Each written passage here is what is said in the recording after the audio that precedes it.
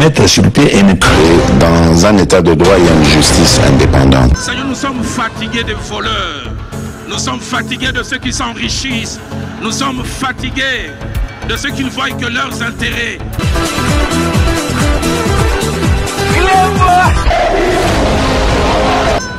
Je m'engage à user de tout ce qui est en mon pouvoir pour que les erreurs du passé ne se reproduisent plus et pour que les actions nécessaires à l'avancement de notre pays soient promptement prises.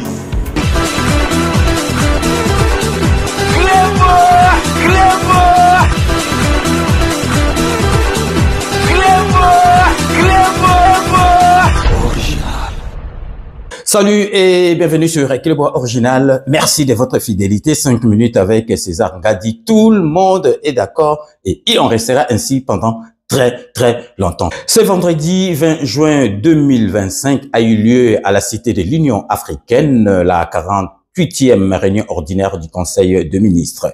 4 points étaient inscrits à l'ordre du jour. À la place du ministre Mutamba qui est mis en examen, c'est le vice-ministre de la Justice qui a pris part à cette 48e réunion du Conseil de ministres. Commencé à 15h45 minutes, cette réunion a pris fin à 17h45 minutes. Nous vous laissons suivre la lecture du compte-rendu de la dite réunion par la ministre de la Jeunesse, Madame Noëlla Ayegana Gatto. Donc, restez donc connectés sur Clébois Original pour la suite de nos programmes. Toko présenté Bino, dans 5 minutes, il y a l'élo, 48e réunion ordinaire, il y a Conseil des ministres, au Salamaki, vendredi, au 20 juin 2025, la Cité de l'Union africaine, présidée bien sûr par Yemoko, le président de la République, le chef de l'État, son Excellence Félix Antoine Tshisekedi. 4 points, Ezala qui est inscrit à l'ordre du jour.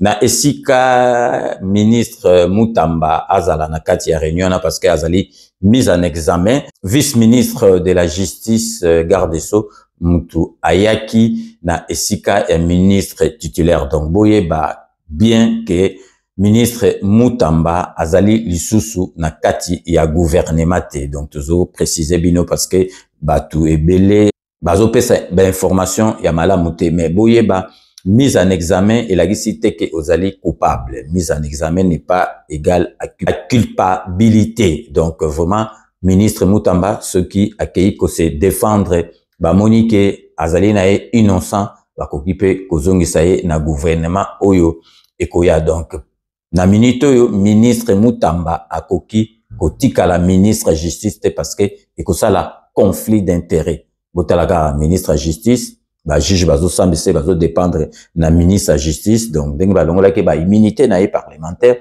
akoki jamais ko zala lisusu ministre ya justice donc to confirmer bino donc a déposé qui démission na président de la République Andima Kiango donc na conseil des ministres il y a le 20 juin 2025 il y a vendredi au 48e azalaki sur place donc vice-ministre Mutu à Zoaki et Sikanaye. Réunion où il y a le 20 juin 2025, donc 48e, et ça là qui 2h du temps, et banda qui n'a 15h45, et si là qui n'a 17h45. Donc tout qui bino sikoyo bolanda compte rendu. Il y a réunion Anna, donc il y a 48e réunion où les gars qui vendredi 20 juin 2025. Na place, il y a porte-parole et gouvernement Patrick Mouya Oazana voyage na première ministre na Italie, ministre Mama Nabiso Oya jeunesse Mutu, Tangele Biso contre rendu Oyo, Mama Nabiso Noëlla Ayega na Gatto. Donc vraiment, to tikibino bolanda yango na bokebinyoso. Donc restez connectés sur Clébois Original pour la suite de nos programmes.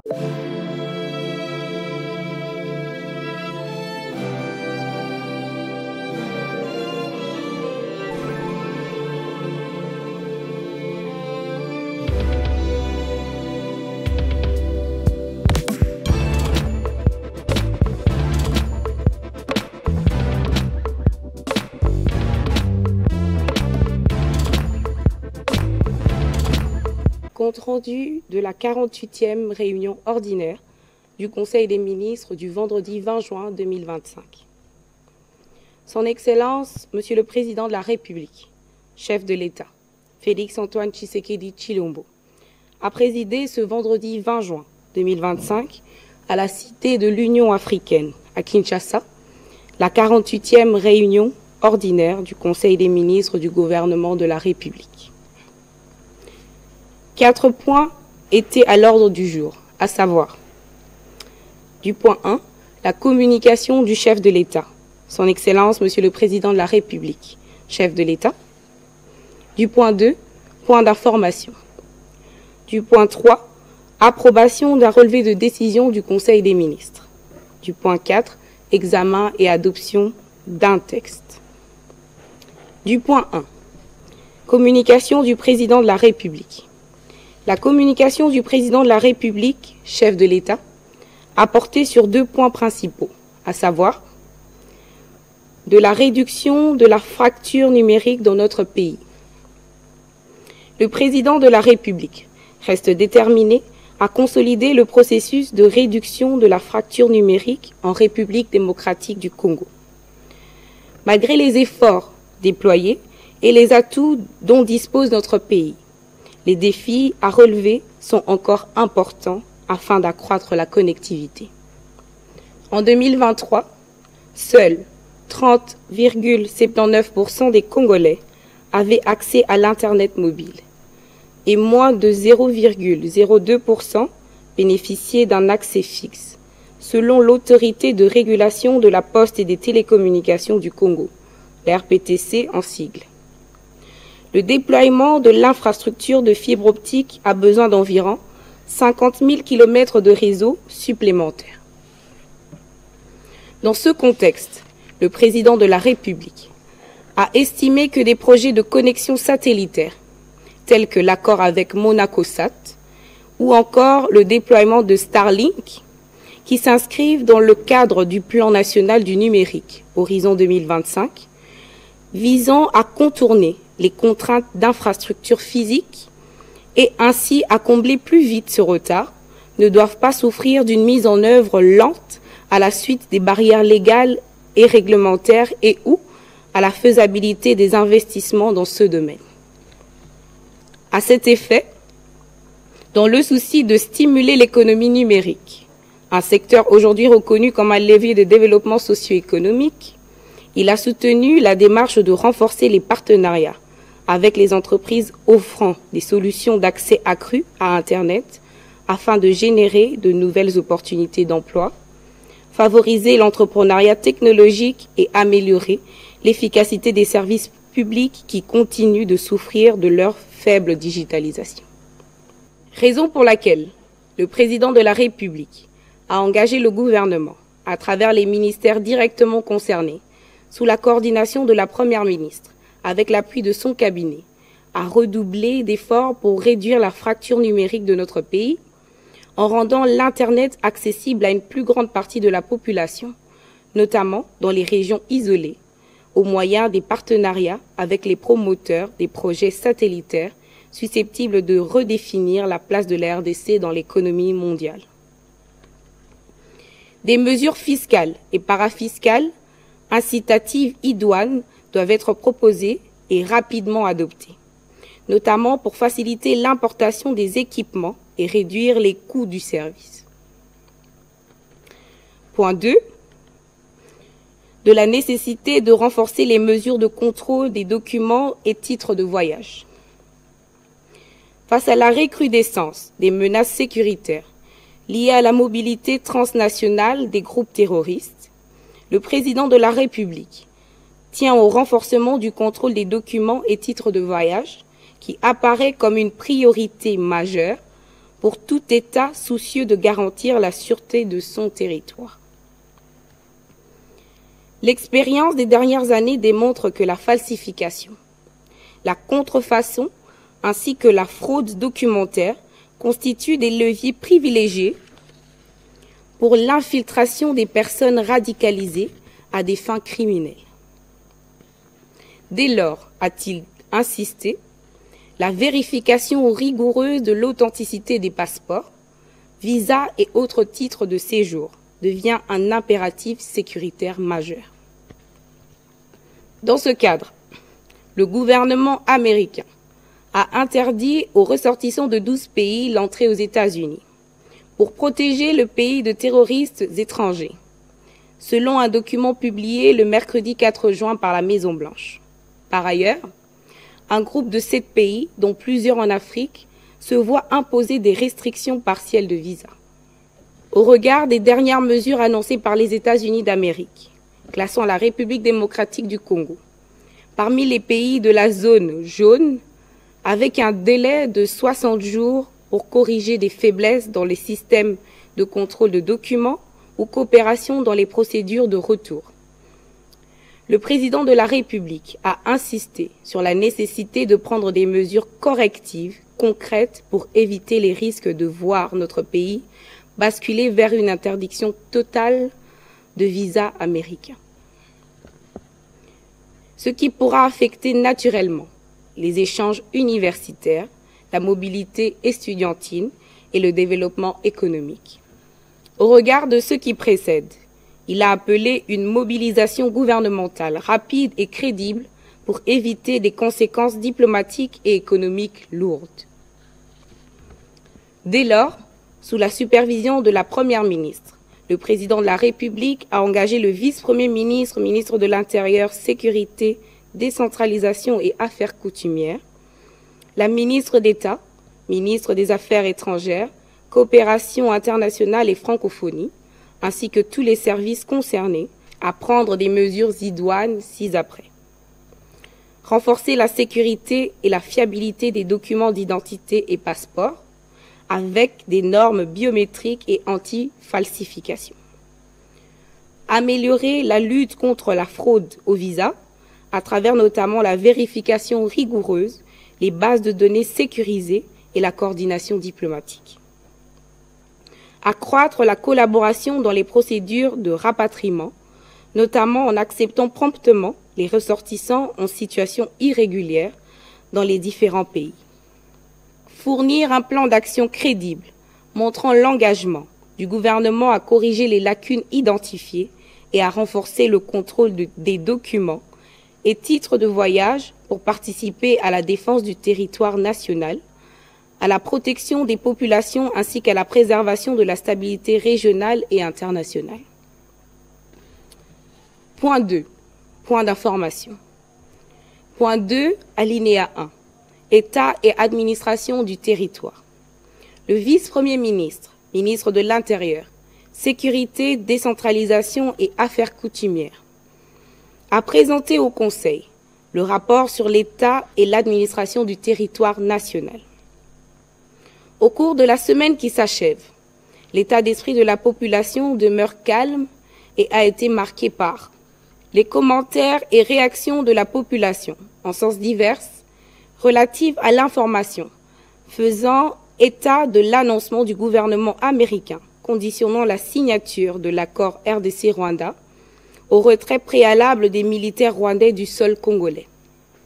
Les commentaires et réactions de la population, au sens divers au terme de la conférence des gouverneurs de province tenue à Kolwezi, dans la province de Lualaba.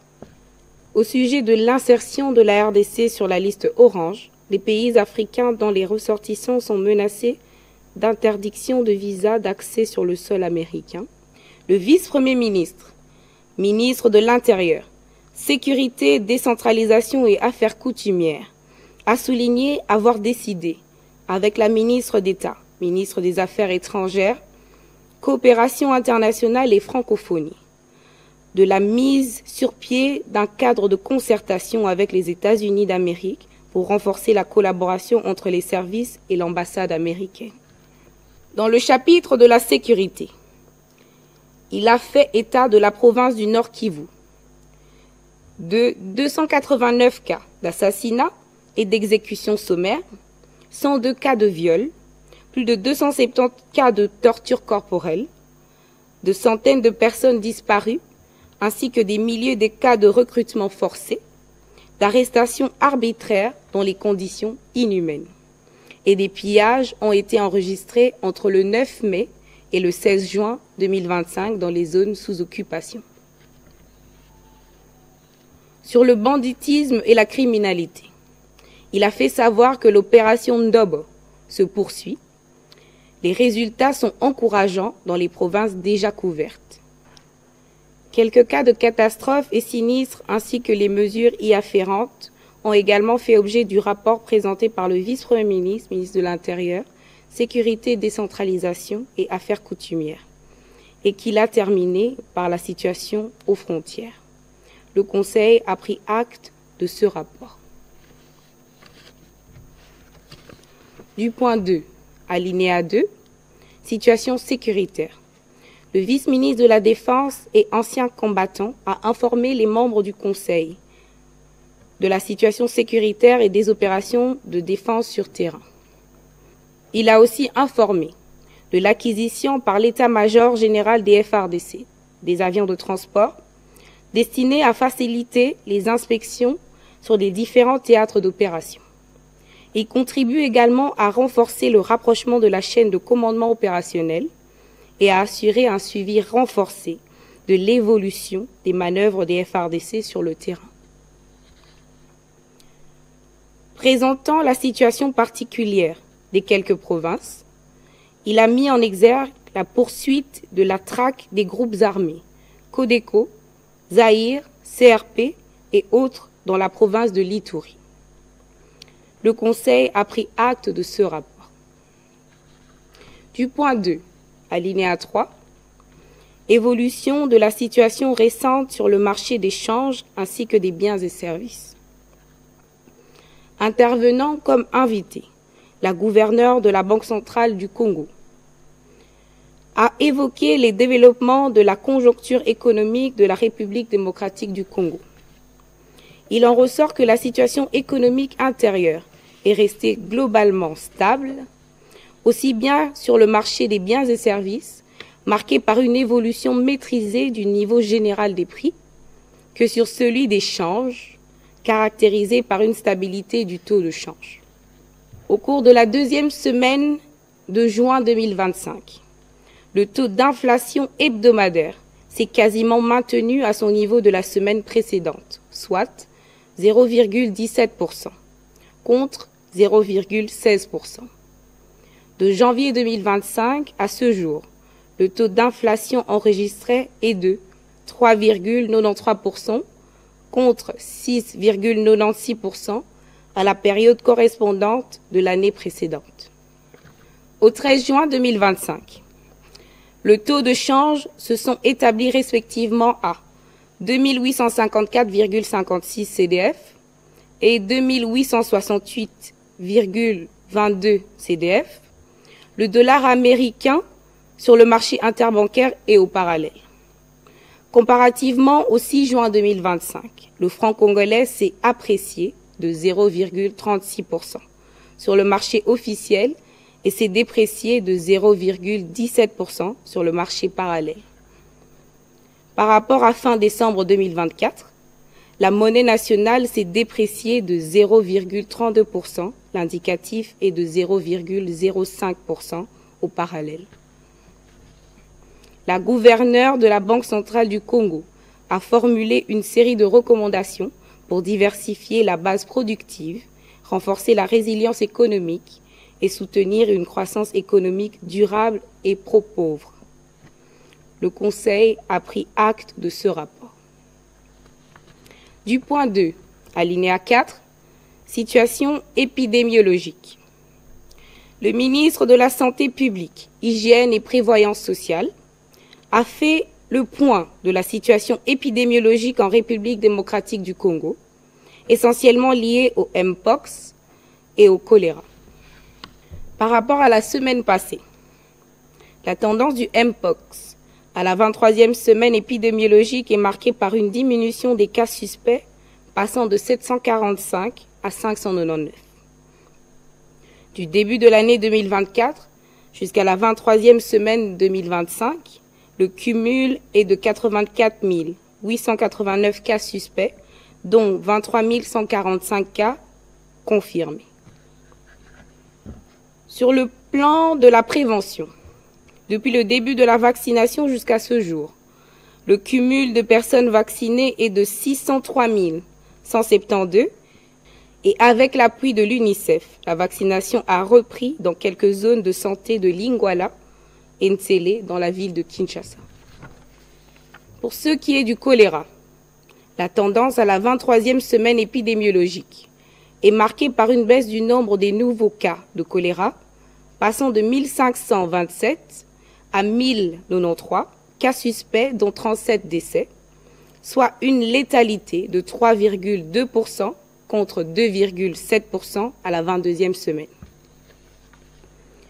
Depuis le début de l'année 2025 jusqu'à la 23e semaine épidémiologique, le cumul de cas suspects est de 29 392, dont 620 décès. Le ministre de la Santé publique, Hygiène et Prévoyance sociale a rassuré que le dispositif de riposte est opérationnel. Le Conseil a pris acte de ce rapport. Du point 2, alinéa 5, note d'information relevant du secteur de l'agriculture.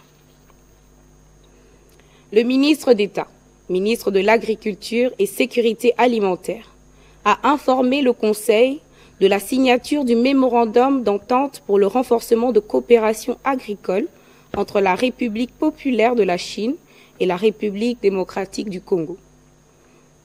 Il a pour objectif de se baser de l'expérience de 5000 ans de civilisation agricole de la Chine qui, avec une population évaluée à près d'1,4 milliard, a atteint une sécurité alimentaire fiable et garantie.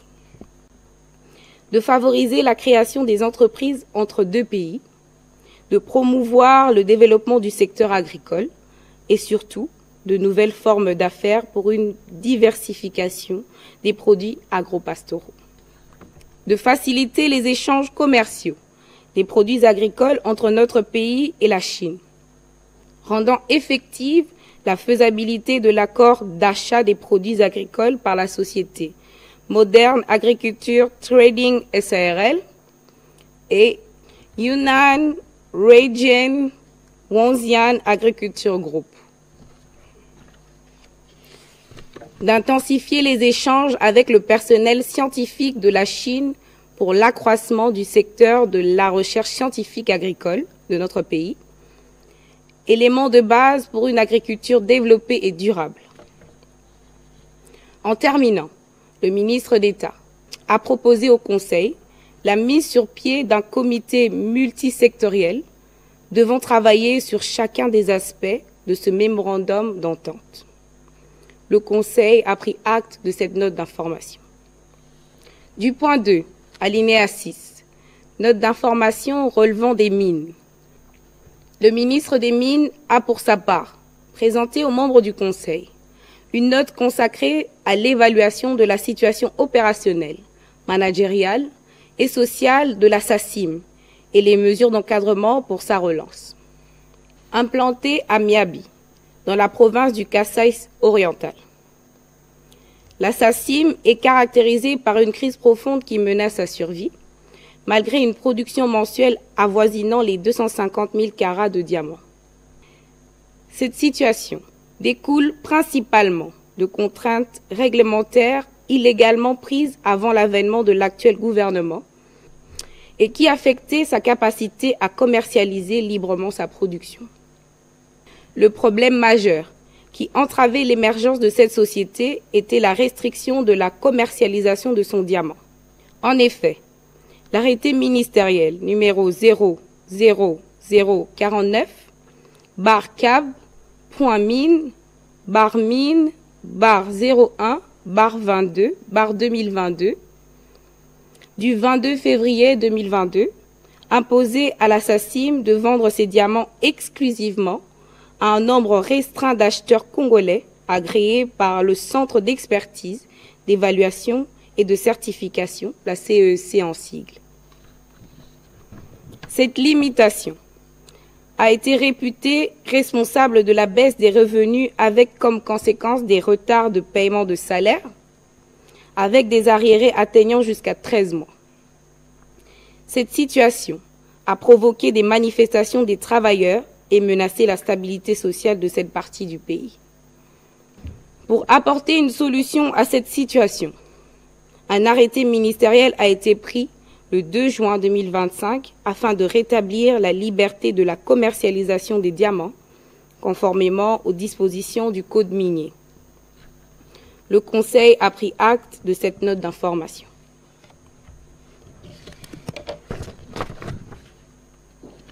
Du point 2, alinéa 7, note d'information relevant de la formation professionnelle.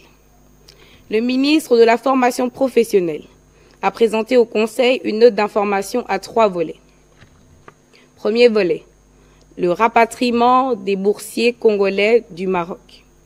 Sur ce volet, il a relevé que plusieurs compatriotes ont achevé leur formation grâce à une bourse de la coopération avec le Royaume du Maroc. Chaque année, 30 jeunes Congolais bénéficiaires de cette bourse ont la possibilité de suivre des formations professionnelles de qualité à l'étranger. Cet effort, soutenu par son ministère, vise à développer les compétences de ces apprenants afin de contribuer au développement durable de notre pays. Le ministre de la Formation professionnelle a sollicité l'implication du gouvernement pour un appui en faveur de ceux qui poursuivent leur cursus et certains qui veulent rentrer au pays. Du deuxième volet, report de l'organisation des épreuves certificatives nationales. S'agissant du report de l'organisation des épreuves certificatives nationales, le ministre de la Formation professionnelle a fait savoir que cette situation est liée aux problèmes techniques et logistiques pour lesquels il a sollicité la diligence du gouvernement afin que ces épreuves se tiennent à bonne date. Le troisième volet, fermeture des centres de formation professionnelle pour non-viabilité. À ce sujet, il a rappelé plusieurs centres de formation ont été créés par le passé pour le compte de l'État et d'autres ont obtenu des agréments par des arrêtés ministériels. Cette politique, qui avait pour finalité de combler le vide infrastructurel de l'État, a été malheureusement détournée par certains compatriotes. Pour y faire face, un contrôle de viabilité des centres de formation professionnelle a été initié du 21 au 31 août 2024, essentiellement à Kinshasa. Et le constat est très amer. Des mesures urgentes ont été prises, à savoir le renforcement des conditions d'obtention d'agrément, l'institution d'une commission d'agrément composée des délégués de la présidence, de la primature, du ministère de l'Intérieur, du ministère de la Justice et des services du ministère de la Formation professionnelle. Le ministre de la Formation professionnelle a sollicité du gouvernement la prise d'acte du rapport présenté par l'Inspection générale de la formation professionnelle et de la fermeture de quelques centres de formation professionnelle non viables. Le Conseil a pris acte de cette note d'information. Au point 3, approbation d'un relevé de décision. Les membres du Conseil ont approuvé le relevé de décision prise lors de la 47e réunion ordinaire du Conseil des ministres du vendredi 13 juin 2025. Du point 4, examen et adoption des textes. Du point 4, alinéa 1, projet d'ordonnance-loi. Le vice-ministre de la Justice et contentieux international, assumant l'intérim du ministre d'État, ministre de la Justice et garde des Sceaux, a soumis au Conseil pour examen et adoption le projet de l'ordonnance-loi portant autorisation de la prorogation de l'état de siège dans les provinces de l'Ituri et du Nord Kivu pour une période de 15 jours, prenant cours le 21 juin 2025. Après débat et délibération, le Conseil a adopté ce projet d'ordonnance-loi. Du point 4, alinéa 2, projet de loi relevant de l'enseignement supérieur. La ministre de l'Enseignement supérieur et universitaire a bouclé ce chapitre en soumettant à l'examen du Conseil un projet de loi autorisant la ratification par la République démocratique du Congo de la Convention mondiale de l'Organisation des Nations unies pour l'éducation la science et la culture, UNESCO en sigle, sur la reconnaissance des qualifications relatives à l'enseignement supérieur, signée à Paris le 25 novembre 2009. Cette convention porte sur des principes universels pour une reconnaissance équitable, transparente et non discriminatoire des diplômes de l'enseignement supérieur ainsi que des qualifications donnant accès à cet enseignement. Ainsi, l'objectif poursuivi est le renforcement de la mobilité académique et l'assurance qualité, ainsi que la reconnaissance mutuelle des diplômes, en s'érigeant en une véritable plateforme mondiale qui permet aux autorités nationales de collaborer au-delà de leurs frontières et régions respectives. Après débat et délibération, le Conseil a adopté ce projet de loi. Commencé à 15h45, la réunion du Conseil des ministres a pris fin à 17h45. Je vous remercie.